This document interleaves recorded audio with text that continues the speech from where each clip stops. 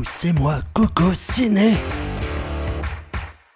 Salut les kékés, c'est Coco Ciné. Première info, rififi sur la chaîne de Ciné Critiqueur, aussi appelé le type avec une capette qui cause de cinéma. En effet, ce dernier n'est pas allé voir le dernier Batman sorti cette semaine. Lors d'une courte interview, il m'a précisé que c'était à cause d'une semaine plus chargée que prévu. Ouh. Il n'a pas voulu s'exprimer plus que ça sur le sujet. Sans transition, les scientifiques ont enfin trouvé la réponse à la blague. Combien faut-il d'Ewoks pour ouvrir un bocal de porg au vinaigre?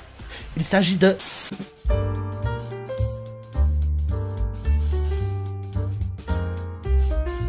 Fans de ciné, bonsoir, ici Critiqueur pour le bilan de la semaine. Alors cette semaine a été plus chargée que prévu, je n'ai pas eu l'occasion de faire tout ce que je voulais faire, mais je vous ai quand même dégoté quelques petits trucs dont on va pouvoir parler ensemble. Donc, on se lance!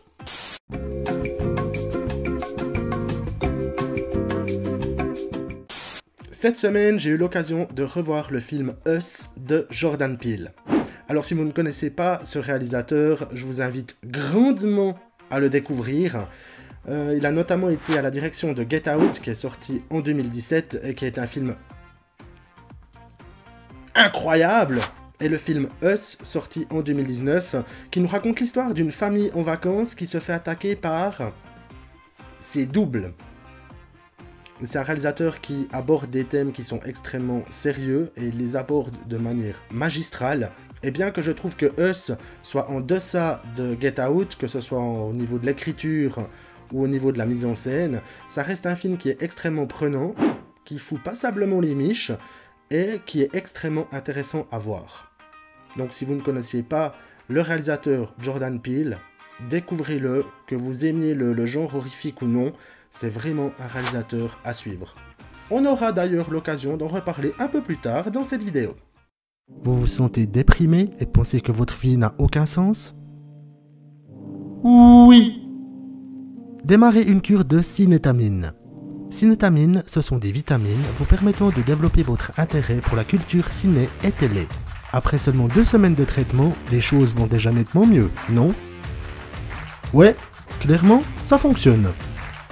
Cinétamine n'est pas un médicament mais doit se prendre avec prudence en raison d'effets secondaires potentiellement dangereux. Demandez conseil à votre spécialiste et lisez la notice d'emballage avant toute prise de ce traitement.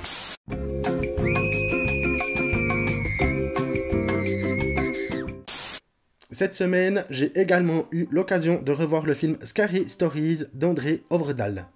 L'histoire du film, c'est celle d'une bande de gamins qui découvrent un livre qui raconte des histoires d'horreur, et au fur et à mesure qu'ils le lisent, les histoires qu'ils découvrent à l'intérieur deviennent réelles. Et là, ça donne droit à plusieurs trucs cauchemardesques. J'en avais déjà fait la critique sur le site Ciné Critiqueur que je vous mets en description. Et ce film, Scary Stories, c'est basé sur une série de livres pour enfants qui a été écrite par Alvin Schwartz et qui est parue en 1981. Et c'était des histoires horrifiques pour enfants qu'on pouvait se raconter autour du feu de camp pour se foutre un peu les miches pendant que vous faisiez du camping. Et quand vous voyez le film, bien que je sois habitué au genre horrifique, c'est un putain de film. Non, sérieusement, il y a une mise en scène qui est absolument incroyable, il y a une ambiance glauque et malsaine tout au long du métrage, et il y a un bestiaire absolument hallucinant. Non mais, regardez ça. Ou ça. C'est pas dérangeant ça, franchement.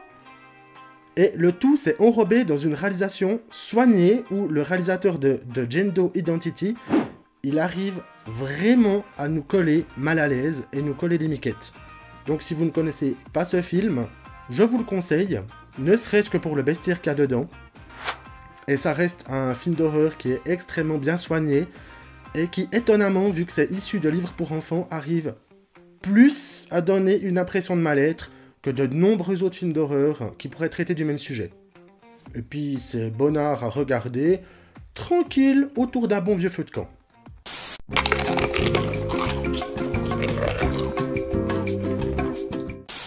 Vu que j'avais regardé La Colline à des yeux, donc le remake d'Alexandre Aja qui est sorti en 2006 il y a peu de temps, je me suis dit cette semaine que j'allais me regarder la suite, donc La Colline à des yeux 2, réalisé par Martin Weiss, qui raconte l'histoire d'une bande de militaires qui se retrouvent aux prises avec les mutants cannibales dans un désert américain. Et là, comment vous dire, je me suis à nouveau rendu compte, fan de ciné, que pendant un visionnage, on pouvait perdre 1h30 de sa vie.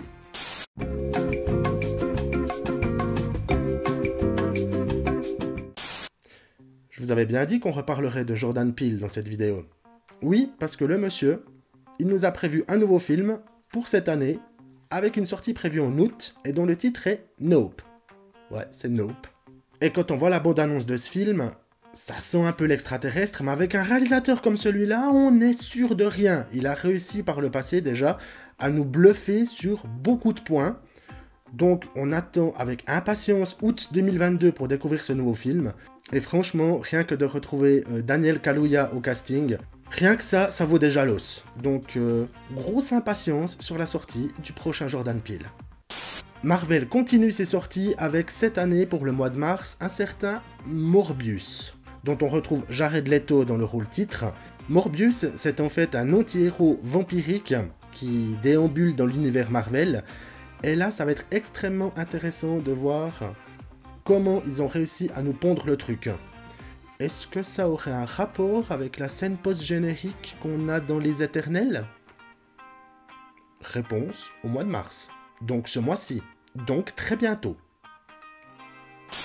Cette semaine, j'ai également vu la bande-annonce de Sonic 2, qui va sortir au cinéma également au mois de mars cette année.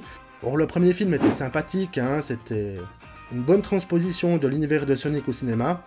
On a eu énormément de chance qu'ils aient retravaillé le personnage de Sonic, parce que quand on voit la gueule qu'il avait dans les premiers teasers, c'était affreux. Et pour ce deuxième opus, alors là, on dirait bien qu'ils se sont lâchés au niveau de l'histoire et au niveau des références avec les jeux qu'on a pu découvrir sur Sega. On aura Jim Carrey qui reprend son rôle du docteur Robotnik exactement avec la même tronche qu'il a dans les jeux. On a l'apparition de deux personnages extrêmement importants qui sont Tails et Knuckles, qui sont indissociables des jeux. Apparemment, on aurait une trame au niveau du scénario qui reprendrait l'histoire des émeraudes du chaos. À mon avis, cette suite, elle va aller plus loin, frapper plus fort et aller plus vite. Donc, je me réjouis de voir comment ils ont réussi à nous torcher la suite du Sonic de Jeff Fowler qui est sorti en 2020. Du coup, je vais reprendre un petit coup de gaming sur les anciens Sonic, parce que c'était quand même des putains de bons jeux.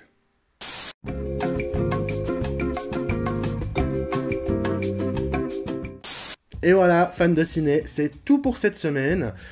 J'espère que vous avez apprécié cette vidéo, et de mon côté, j'espère que j'arriverai à trouver un peu plus de temps cette semaine pour rattraper tout ce que je n'ai pas fait. Il ne me reste plus qu'à vous souhaiter bon courage pour lundi, une excellente semaine, et bon visionnage.